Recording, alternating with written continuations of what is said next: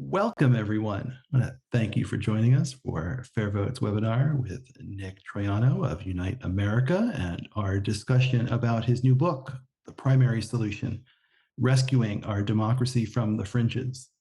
We will get started in a couple of moments, but I want to give everyone the opportunity to join before we officially get underway. So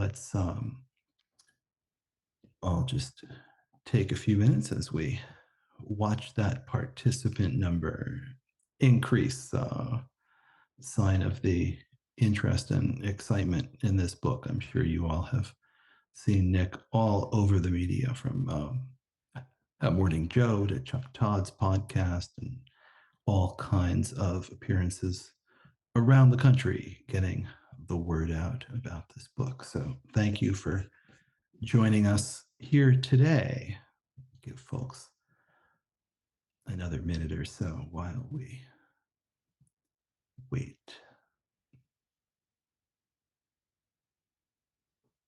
I will hold his book up in the meantime as well, right in front of my face, right in front of the blur spot. So you all know what you should be ordering. This is your chance right now while we wait for everybody else to join us to go to the book vendor of your choice and grab your copy of The Primaries Solution. Okay. Thanks again for joining us. It really is my pleasure to welcome you to FairVote's webinar with Nick Troiano of Unite America. I am David Daley. I'm a senior fellow here at FairVote. I'll be your host for the next 45 minutes or so as we talk. We will also be posting a recording of this later on this week on our YouTube page. We will be talking about Nick's terrific new book, The Primary Solution, Rescuing Our Democracy from the Fringes. I would hold it up again, but that would block my face, which might be an advantage for our ratings, right? It has won deserved praise from Arnold Schwarzenegger for its thought-provoking ideas to terminate polarization and extremism in America. I have resisted the urge to do that in Arnold's voice, but I think you can all hear him saying terminate, and from Michael Bloomberg for showing how the vast majority of Americans stand to gain from more open and democratic elections that lead to more sensible and practical government. At my praise, this is really just a clear and passionate and persuasive accounting of so much of what ails our democracy. I think it's really impressive in its historical sweep. You will learn a lot about the history of our structures, how they've benefited those who hold power, even as you nod along with all of the solutions that Nick proposes. So I'm really excited to be in conversation with him. Nick is one of the leading figures in the democracy reform movement. We're going to talk through all of the arguments that he makes in The Primary Solution.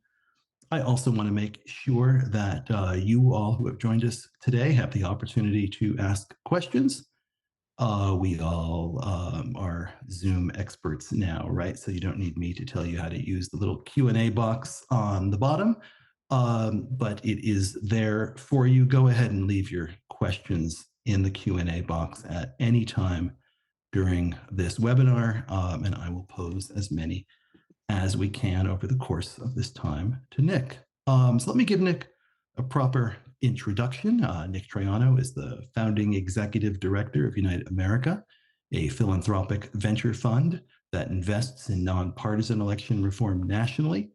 In 2014, he ran for the U.S. House of Representatives in Pennsylvania's 10th district and was not only the youngest candidate of the cycle, but the most competitive independent congressional candidate in over 2 decades. He lives in Denver, Colorado. Welcome, Nick. So great to be with you, Dave, everyone who's joined, and pleasure to be here with FairVote generally. It's an organization that helped get me involved in this whole space going back 10 years ago. Amazing. Well, there's so much I want to talk about. I'm eager to get to the book and your diagnosis of what has broken our politics, more importantly, how we fix it. But I'd just love to start with you and the political journey that you were just talking about there. Tell us where you grew up and went to school, what your early formative experience were with politics and those issues that really animated you. Um, but I'm interested in, well, in what made you an independent and kind of form the nature of your political thinking. We live in such polarized times, and yet I think the beauty of this book and the work you've done is really how untouched it feels from that kind of corrosive, cynical partisanship. Well, I grew up in a small town in Milford, Pennsylvania, which is near Scranton in the northeast part of the state. And my early sort of civic and political experience was being fortunate enough to attend a civics program that the American Legion runs called Boys State. And they also choose two students from every state to go to Boys Nation in Washington, which I was lucky to do, and kind of caught the political bug there. Wanted to go study government in DC, which I did. And as a student, had this experience of attending a lecture by the former comptroller general of the country, our chief accountant, essentially named David Walker, and he did a presentation about the country's fiscal condition and the trajectory of our national debt and our budget. And as a young person looking at that, I said, "Yikes! That's not a future that I would like to see exist for the country." And so, what are we doing about that? And this was around the time where there was some momentum behind a bipartisan fiscal commission that former White House Chief of Staff Erskine Bowles, under the Clinton administration, co-chaired with former Republican Senator Alan Simpson. And so I started a group to try and get students to advocate for what was a bipartisan and balanced way of addressing the country's fiscal challenges, not only to see that fail, but also to see the gamesmanship around the uh, government shutdown, the debt ceiling debacle. This is back in 2011 to 2013, and grew frustrated enough where it led me to sort of hang up my hat on issue advocacy and get involved in first politics as an independent and running for office, and then eventually, after experiencing just how unlevel the political playing field is, into political reform, which is where I've spent the last decade working. I think that's a great story, right? I mean, everyone, I think, in this movement really has a moment where we sort of realize the connection between the dysfunction that we see in the system and the structure, right, of the system itself. I mean, I think ours are similar in a lot of ways. I think we were, looking at 2013 and through a pretty similar lens, looking at the government shutdown, looking at, what happened at Sandy Hook and sort of what the response was after that. I mean, I was at Salon covering politics, and the nature of this Congress felt much different to me. That gridlock was really striking. I, in that moment, sort of thought, well, I think this perhaps has something to do with gerrymandering and redistricting, right? Including the 13-5 delegation that you all had in Pennsylvania in what's probably a 9-9 state. And I went off and wrote a book about it, but you got right into the mix. You decided you were going to run for office and really run for Congress. So, I mean, I'm curious what running for office taught you about our broken politics and sort of how it changed the way you see the problem. One of the major reasons I ran was I felt the incumbent congressman at the time sort of personified so much of the problem that I saw in politicians who were more interested in sort of point scoring than problem solving. Uh, and he was a Republican. I was a Republican at the time.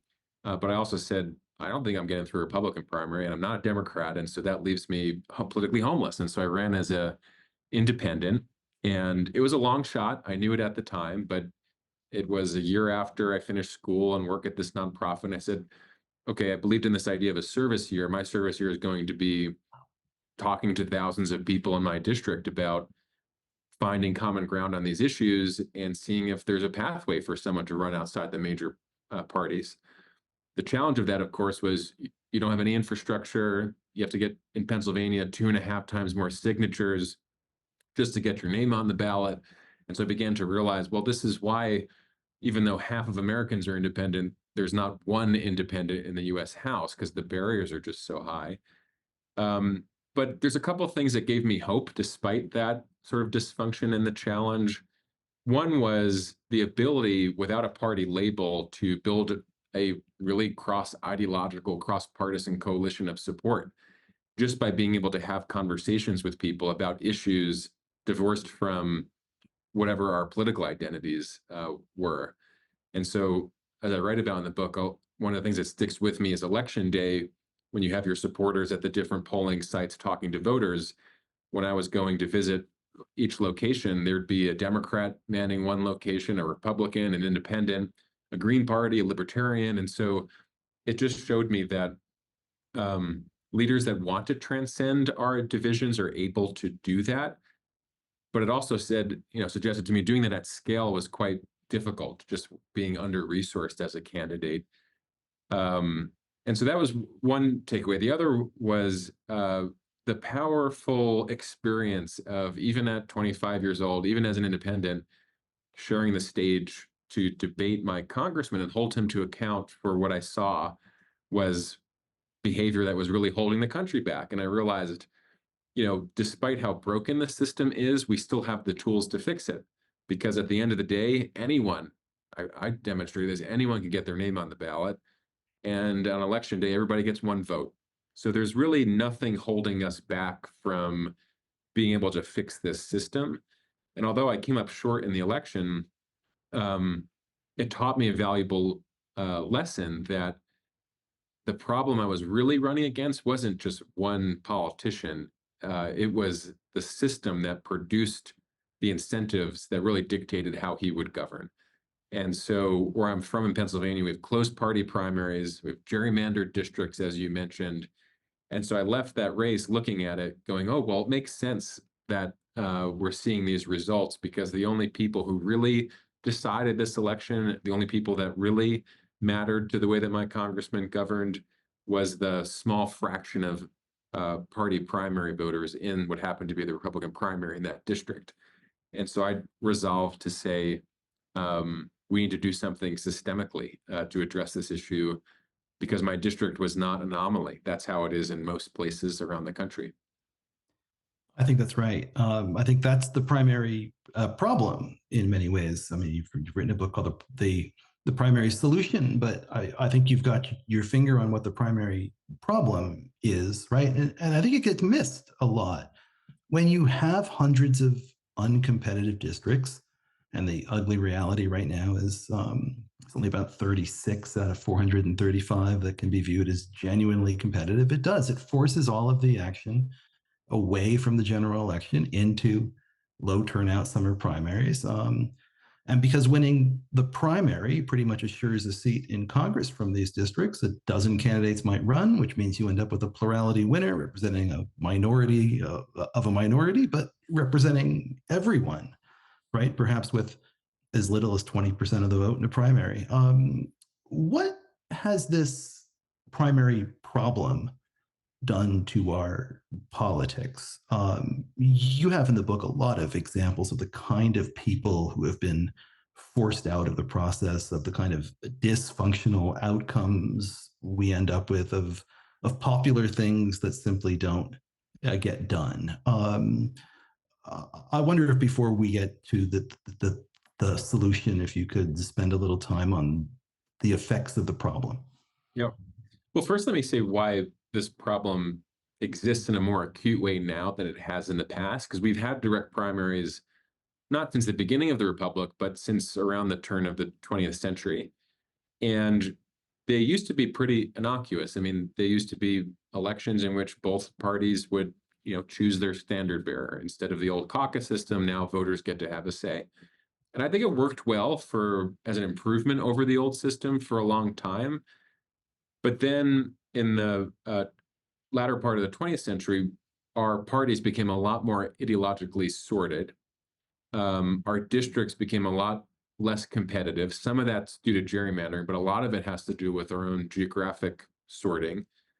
There's been a rise in the number of people leaving the parties to become independents. And so what once was a pretty innocuous process of candidate nomination, today, that party primary has largely been hijacked. That's by the party activists and by the single issue groups that seek to influence those activists. And so the way I describe it is that we replace the party bosses with the party bases. It's not like we've democratized these elections. We've replaced one set of elites with a new set of elites, and the outcomes of these elections have distorted the real will of the majority. So the consequence of that is not just that a lot of voters, millions of voters, have been stripped of a meaningful vote if they don't happen to be able to vote in the party primary that determines the outcome, but we've reshaped the incentives for our leaders altogether. First, in creating a lens through which a lot of people decide not to run for office if they don't think they can hew to the path of one base or another.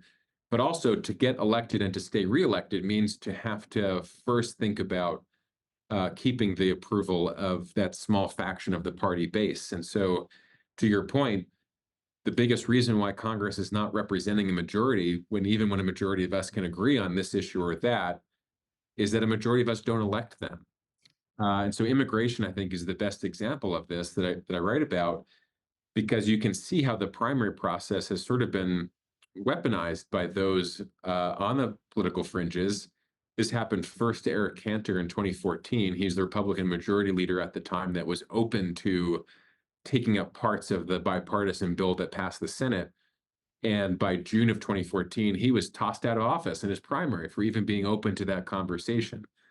4 years later, a member of Democratic leadership was primaried out of office by an upstart candidate named Alexandria Ocasio-Cortez by less than 5% of voters in that district in the primary, campaigning on this platform of abolish ICE, which then became the sort of litmus test on the left.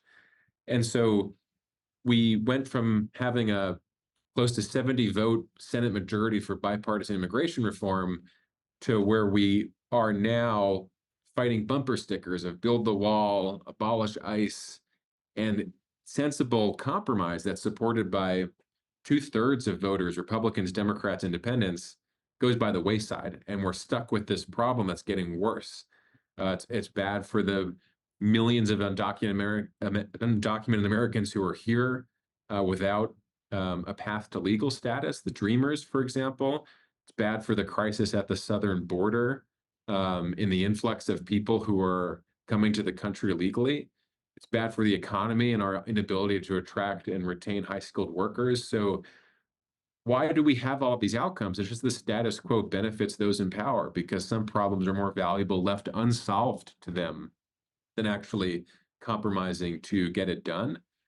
The last thing I would say is that when people grow frustrated over seeing that, they take it out on the politicians, but the politicians are just symptoms of the underlying problem, which is that they're being rewarded for the bad behavior that they're exhibiting today. And the only way to really fix that is to change those incentives by changing the way that we elect them to office.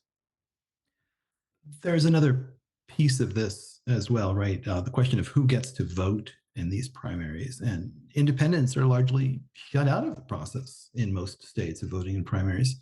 In the book, you call that a form of voter suppression.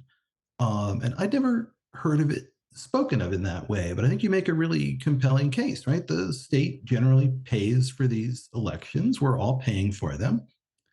And yet the parties decide who's able to vote, and the outcome of these races end up affecting representation for all of us. Explain what you mean by calling it voter suppression and why this is so outrageous and bad for our politics. Well, I think the term voter suppression really became popularized post 2020 when we saw bills that would make it more difficult for people to vote. You have to go get a government issued ID, or there's no more early voting, or we're getting rid of some of the pandemic era drop boxes, right? And there was outrage over how dare folks erect any barriers for people to access the ballot. Well, the type of voter suppression that we haven't heard a lot of people talk about is the barrier to casting a ballot in the only elections that may matter, which is the party primary in most places.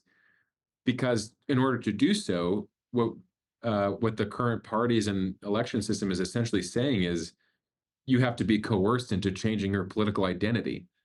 that's a higher barrier than a lot of the other things I just mentioned. And so that's why I call it voter suppression, is because we're erecting really high barriers for people to exercise their right to vote.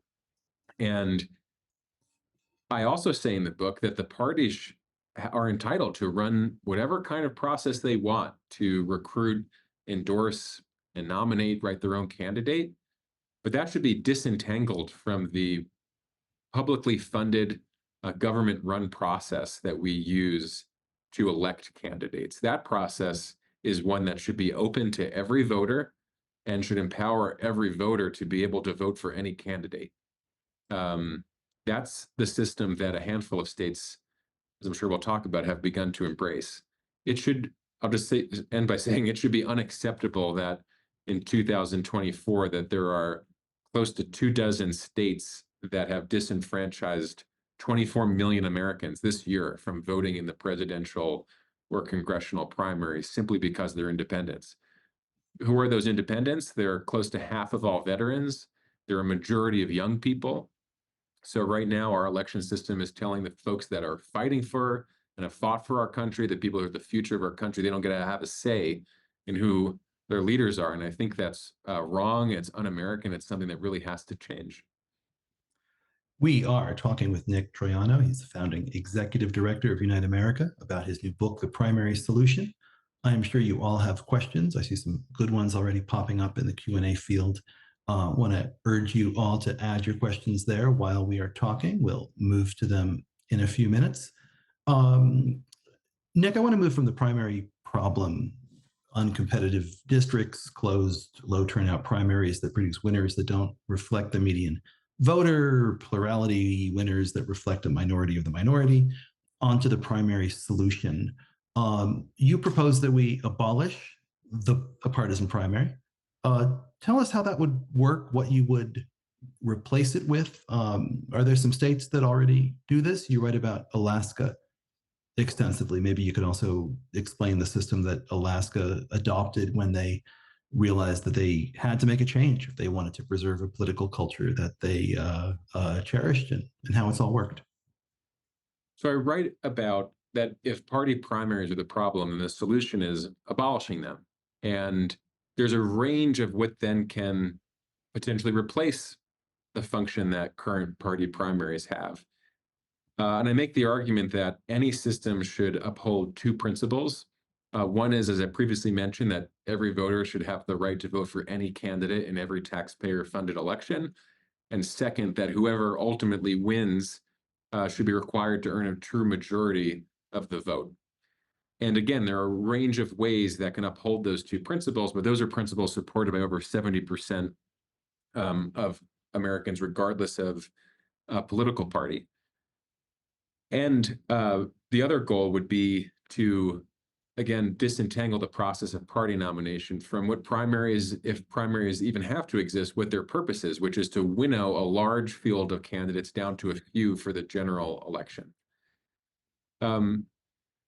The most powerful solution that has been enacted by any state so far, in my view, has been what Alaska voters adopted in 2020, which is that they replaced both parties' primaries with an all-candidate primary. So instead of having your Democratic ballot or your Republican ballot, every voter has the same ballot. All the candidates are listed on it with their party affiliation. Then the second change was in the general election. So in the all-candidate primary, the top 4 finishers would advance, and in the general election, voters have the option of ranking those candidates according to preference, and through an instant runoff, elect a majority winner. And what we have seen that reform do in Alaska, I think, has been quite remarkable. The data point that I would emphasize is that while turnout roughly remained the same, meaning the number of voters who participated in that general election compared to prior years, there was a 60% increase in the number of voters who cast a ballot that mattered, meaning they cast a ballot in an election that wasn't predetermined by party affiliation alone. So that means you have candidates that actually have an incentive to try and earn every voter's ballot, not just those that are only from their political party. So what the system did was give a lot more power, a lot more voice and choice to voters of Alaska, which they exercised. And they exercise in a way where we saw in the statewide elections in 2020, they reelected a conservative Republican governor, a moderate Republican senator, a moderate member of the US House, the first woman, the first Alaskan native to be elected to the US House from Alaska. So it didn't advantage one party or ideology over another. What it did do was allow those voters to use their meaningful ballots to make nuanced decisions about the leaders they wanted to represent them. Wouldn't it be great if every other state voted like Alaska? Well, how do we make that happen? Reform is hard. Lawmakers who won elections under certain rules don't often want to change them. Parties advantaged by a system or those who have figured out how to game it often like the results. Lawmakers at the fringes sometimes realize they don't win under any other system. A system like this might threaten them. Walk us through your theory of change, how change happens, how we win this kind of reform everywhere, and why we believe it's possible. The whole chapter, the books are dedicated to the strategy of winning these reforms, and even a prelude talking about how the marriage equality movement was able to successfully do that on that issue over a period of a longer amount of time, but really over a period of 20 years between the first state that legalized marriage equality to multiple states doing it, to Congress passing a bill. This was just 2 years ago, to the Supreme Court decision. So what I write about is that this is a state by state strategy that can build momentum towards federal action. And we shouldn't be so precious about a one size fits all model or solution, not only on sort of the North Star of abolishing party primaries, but on any policy that can get us to better elections, because the movement we need in this country should be focused on empowering voters to hold their elected leaders accountable, to have a better democracy, not just around one particular policy. So a win for ranked choice voting at the local or statewide level somewhere, a win for redistricting reform, et cetera, I think is the elevation we should be thinking about in terms of the movement as a whole. What allows this to happen, of course, is that the Constitution gives every state the right to set the time, place, and manner of their elections. So in half the states that have ballot initiatives, the citizens themselves can initiate these measures and pass them. That's how Alaska did it. That's how states, including in Washington and California, have done it. There are 5 states that have abolished party primaries for state or federal office. And the pathway to more states doing that is playing out in real time. We're seeing it this year in 2024, where there are half dozen states that are pursuing these ballot measures for nonpartisan primaries. All again, all in a little bit of a different model. Some like Alaska, some like in South Dakota, top 2, et cetera. And I think as more states do that and show success with it, others will follow. And this is basically the story of how we got primaries in the first place. You know, during the progressive era, Wisconsin was the first state in 1904. You know, within a decade, a majority of states followed. So I think we're living through another era of reform. And that's what's so exciting right now for folks that have been around this for a while, for new folks coming in, which is we're at an inflection point right now. The backdrop is historically high disillusionment with politics, historically high political dysfunction, outright threats to democracy because of political extremism. The silver lining is I think that's a political environment that is ripe for more Americans coming around to supporting these reforms. That's the historical sweep that I think is so compelling in the primary solution in Nick's new book. Let's get to all of your questions. And there's still time if you have some to go ahead and add them into the Q&A field. The first comes from Darren Hughes of the Electoral Reform Society in the UK. Darren notes that elections are so intense that it can be hard to focus anyone beyond whatever and whenever the next one is. Democracy reformers, he says, are trying to set fair rules for the next 100+ elections. So how do we shift the focus and keep people thinking about structural reform when there's so many issues that are being are being fought out in any one individual election? Yeah, I'll answer this in sort of two parts. One is sort of at the voter level. Another part is an audience that United America works a lot with, which is political philanthropists who sort of invest in reform. On the voter level, I think it's about connecting the dots to say, if you want to fix the politicians, we have to fix the system, and reaching them at sort of a gut level of appealing to values around fairness in particular, that every voter should have a vote, that matters. And we have seen that be able to propel these reforms, particularly to juxtapose that with the current system and the way that so many are disempowered by it. At the political philanthropist level, we've talked a lot about, with our supporter network, these reforms providing a higher ROI on issues of importance to the country than downstream charitable efforts just to address their symptoms. And what I mean by that is if we want to have a functional government of people who are willing to work with each other and solve problems, we can't just work on those problems itself. Government is one of the largest levers we have to fixing them. It spends $8 trillion from a local to federal level a year. So investment in these reforms is a way that we can impact whether those dollars are being spent effectively, for example. And it's more impactful than just candidate support. I think a lot of people have gotten burned out of the game of sort of playing whack-a-mole with extremist candidates popping up on the left or the right, just because they'll keep coming under this current system. And so it's a higher impact strategy to fix the system itself. Those are some ways that I think we can focus people on this issue, even when there are high stakes elections happening. A lot of questions about political parties. Let me try to throw a couple of them together, and because they're linked, I think. Karen notes that many states like Wisconsin don't have party registration and allow people to choose a Democratic or Republican ballot at the primary. Wonders if you see those as less of a problem, whether we need more parties as well as open primaries. Jarrett, along similar lines, wonders whether the primary problem is a function of the duopolistic structure of our democracy. So I guess I wonder, perhaps if you talk to the idea of two parties or more parties, or sort of how you see this going. Yeah.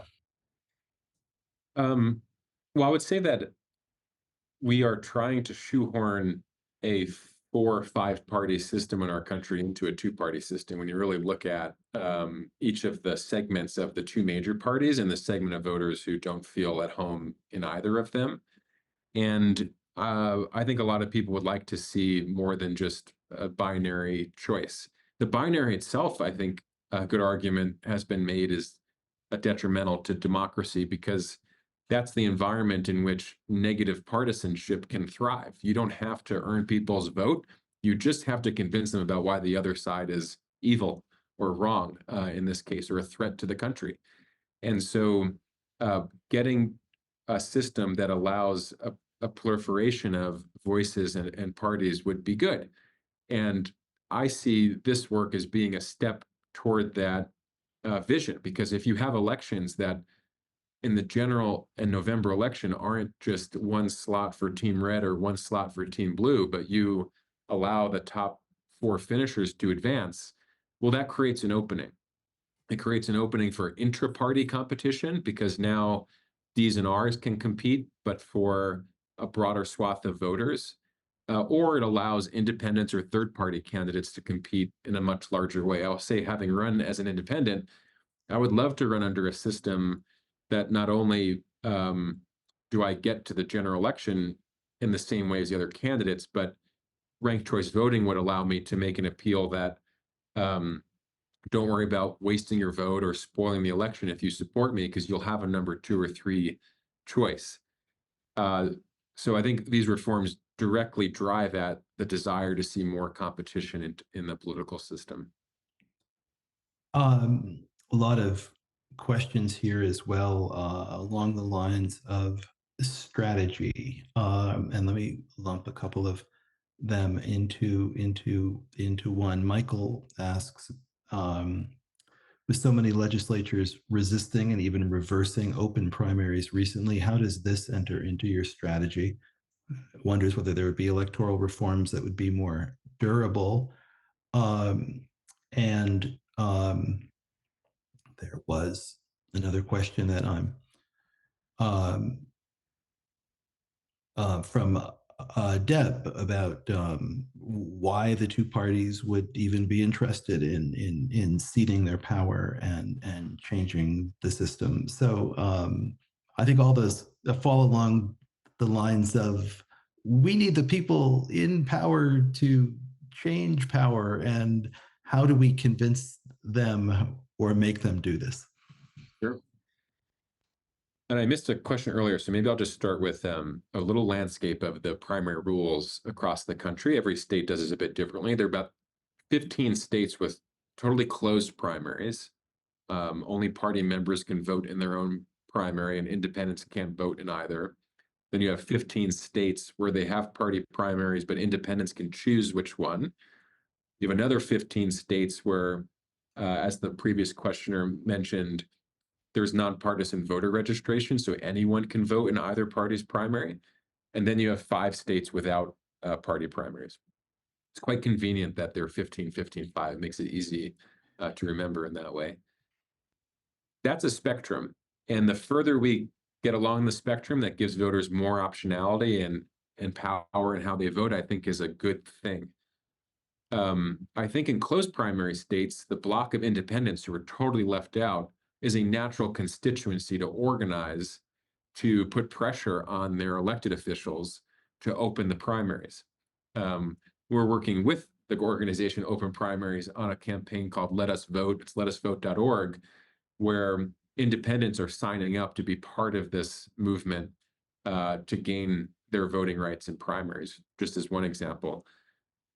But I think the other lesson from history that I learned in writing and researching this book is that primary reform happens not only when there's agitation from the outside, but when the parties see it in their own self-interest too. And in Maine, for example, where there was a bipartisan bill that allowed independents to vote for the first time this year, the party saw more and more voters register as independents. What better way to court those voters and bring them along to your candidates and your side than allowing them to participate in your process? That was a major reason why that got support from state legislators there. The other argument I would make, as I do in the book, is right now the whole goal of party nomination is to choose a candidate that you think can win the general election. If you're not winning elections, you don't have power. But the primary system, because it's been hijacked by the fringes, we see both parties nominate candidates outside of the political mainstream. In the midterms in 2022, for example, Republicans nominated sort of MAGA-aligned candidates in 5 states with competitive Senate races, and they lost them all. When Mitch McConnell was out there lamenting candidate quality, what he was really saying is our primary process is not producing the candidates that are competitive. These are reasons why I believe the parties have an incentive to re-examine this process. They're disadvantaged by the fact that they've lost control over their nominating process and are losing elections as a result of it. You have a section of the book as well that's dedicated to talk of how we perhaps think about redoing our presidential primary selection process. And since we've just emerged from a presidential primary process that has left us with 2 nominees that polls show voters are fairly dissatisfied with. I wonder if this is a good time to be starting to think about how you might go ahead and fix that process, especially as we're steaming toward. I know no one wants to think about 2028 yet, but boy, it sure is possible that on both sides in 2028 you have wide open primaries with another 25 candidates like the Democrats had in 2020 or Republicans almost did in 2016. Yeah. In a dream world, I think having a 2-round presidential system, like a top 4 system that we have for Congress, would be nice, but I don't know that we're going to get there because of the traditional cultural political significance that the parties have had in nominating candidates. So I don't advocate that in the book. What I advocate for is what FairVote and others have been championing, which is ranked choice voting in the presidential primaries so that you produce nominees that are at least representative of each of the parties. Let's not forget that in 2016, Donald Trump did not get a majority of votes from Republican voters. And in 2020, there were millions of wasted ballots because in the Democratic primaries, candidates dropped out before Election Day. So ranked choice voting in the primaries and ranked choice voting in the general election. That can be so powerful, particularly what we're seeing this year, because there's pent up desire for alternatives to two highly unpopular candidates. So you have RFK Jr. out there, you have No Labels that's contemplating nominating a bipartisan ticket. All the discussion is why those efforts could have unintended consequences, and some are saying that they're threatening to democracy. We're in a bad place if we think more people running for office and more choice is bad for democracy. So every time that I hear someone criticizing those that are providing an alternative to two majorly unpopular party nominees, I get it in 2024, but let's also think about how do we avoid that in the future with ranked choice voting so that voters can truly vote their preference and you don't have to worry about unintended consequences. So those are two simple changes that not only should we make by 2028, we can, and states are pursuing them. Um, Maybe you can take us home with some optimism, because what I see as well across a number of these questions is frustration or pessimism or this is really, really hard work to be engaged in pushing what feels like a rock up the hill every day. And so I think people also need, a sense that this can be done and we can win this fight. How do you inspire or answer those who say, boy, this is hard. I don't know where it goes. I'm not optimistic that reform is possible soon, as Kay says in her question. Why can we do this? And why must we do this? Well, first, it is hard, and the deck is stacked against us, and it's going to take a while. And the question is it worth it? Do we care about our unique system of self-governance that we're lucky to have in this country? And if we do, which I think we should, because we can't take it for granted, then the fight is one that's worth having. America is on track to become the first mass multiracial democratic republic that this planet has ever known. And that doesn't mean that that's self-executing, right? That's a experiment that we've been lucky enough to inherit, and we have a responsibility of stewarding and improving for future generations. So if you have conviction that what we have here is important and the alternative is democratic backsliding as we're seeing in other parts of the world, then we have to have the conviction to be in this fight. And what should give us confidence that we can win it is the fact that we've done it before as a country, right? If you rewind the clock to 100, 150 years ago, there was no secret ballot. We didn't directly elect the Senate. Women couldn't vote. Non-whites couldn't vote.